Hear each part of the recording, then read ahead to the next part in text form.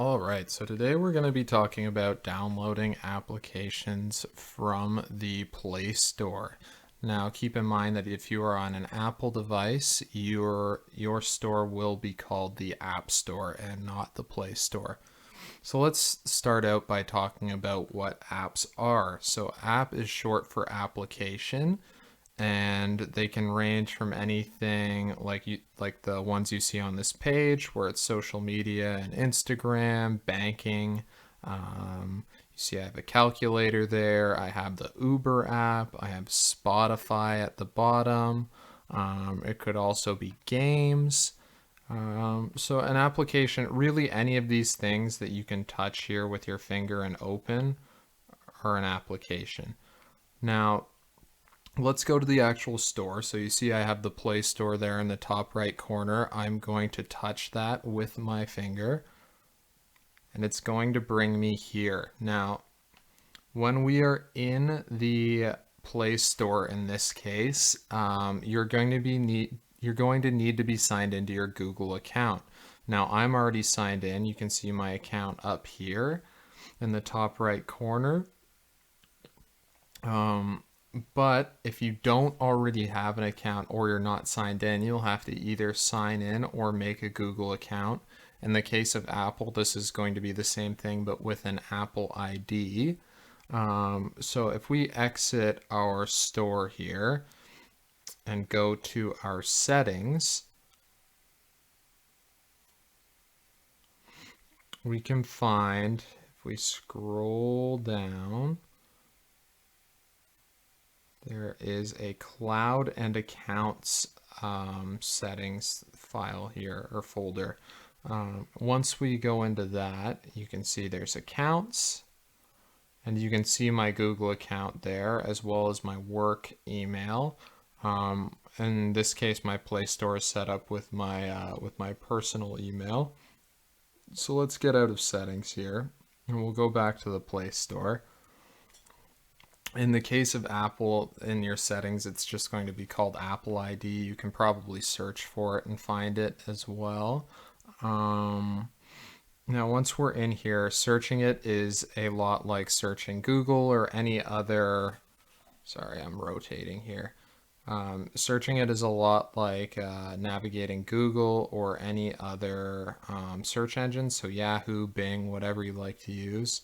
So if we click up here in our search bar, you can see I already searched solitaire. So we'll go to that. You can also type in anything you'd like. So we see all these different solitaire games here. We'll just click on one of them. Now, installing is just going to be easy as hitting this big green box that says install here. So I am now installing this version of Solitaire, and when it's done, I will be able to open it. For now, let's go back. Now we're back here, and now that we've kind of looked at searching, if you see underneath the search bar there, you have some different sorts of categories. So if we click on the actual word categories, we'll see we have all these options. Now we're currently in games, so if I click educational, for example, it's going to be all educational games that pop up. So if we go back, you'll see along the bottom, I can switch the broad category. So if I click apps, now if I look at top charts and apps, you're going to see a lot of apps that make a lot of sense during a quarantine. So you're going to see Zoom is at the top, Microsoft Teams, House Party, Google Meet. So all things for people to be able to connect with each other remotely. You've got Skip the Dishes and DoorDash for food delivery. We have Prime Video and Netflix are really popular right now. Uber Eats. So yeah, you've got all this sort of stuff here. You can also go into categories for apps and do the same thing we did for games. So if we go to education again, these aren't games anymore, they are apps. So Duolingo is software for learning other languages, for example. Now, Now that we have somewhat of an understanding of this, if we go back, right now we're searching books, but we're not too concerned with that at the moment. If you click those three little lines in the left corner of your search bar at the top, you will bring up more options. So let's go through the first one here that says My Apps and Games. So once we end up in there, we can see I need to update Facebook, and then we can see all these other apps that are currently updated. So that can be kind of a useful thing. We can see all the apps I have currently installed on this device and the amount of storage space they're taking up. So if I scroll down, down, is it alphabetical? Yes, so we see Solitaire there, right above Spotify, right below Smart Things.